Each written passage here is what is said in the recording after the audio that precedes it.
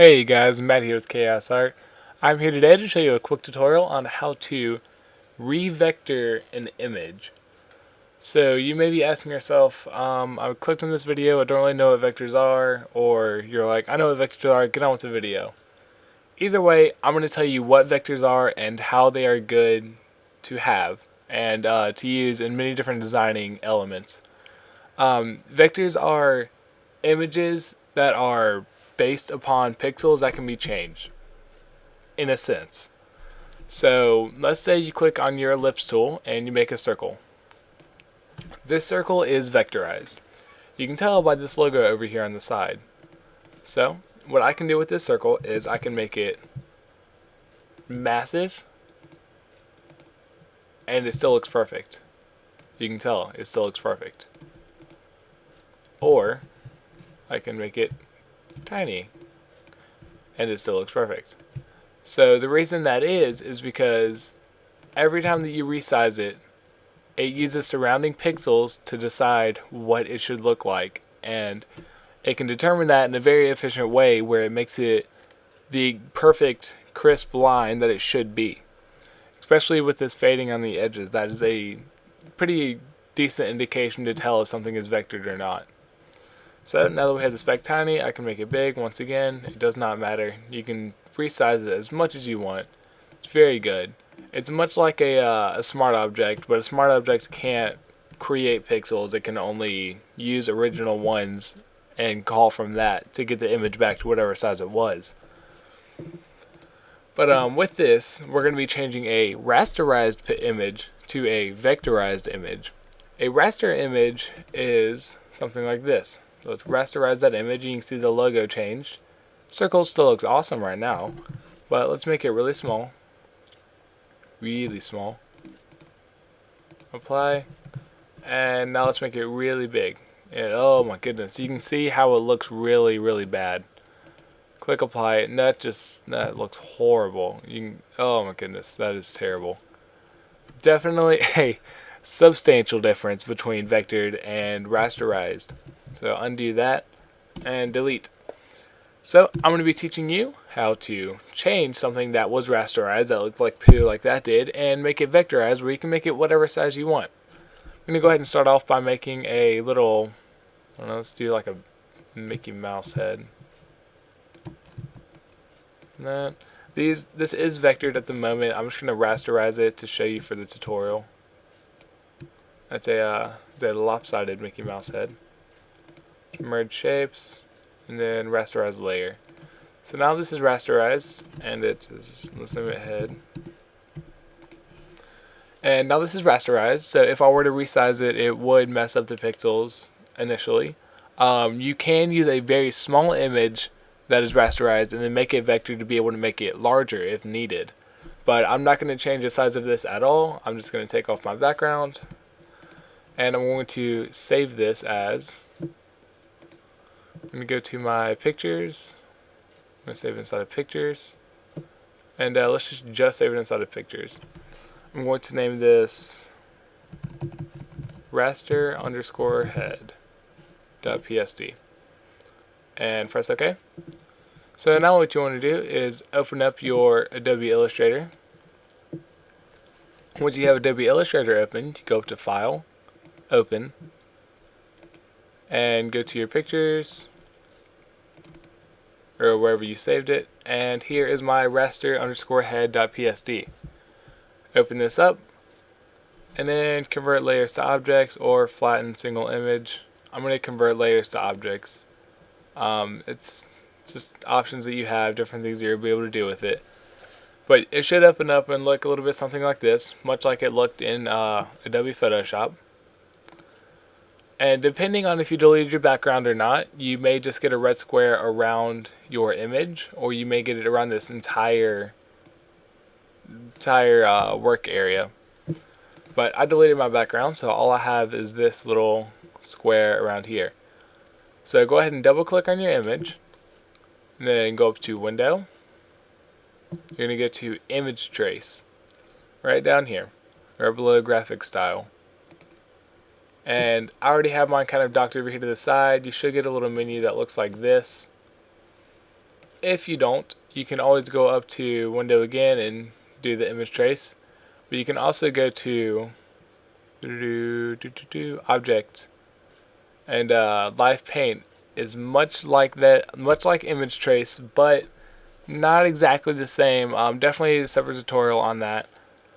But for now, we're going to be using image trace. Once you have image trace up, you have these different options across the top, all these little drop down menus. You don't know what's going on. It's craziness. But since my image is black and white, I'm going to be using the either grayscale or black and white options up here at the top. You do have low color, high color, and auto color options for colored images. But I'm going to go ahead and use black and white. And it recognizes this is black, this is white.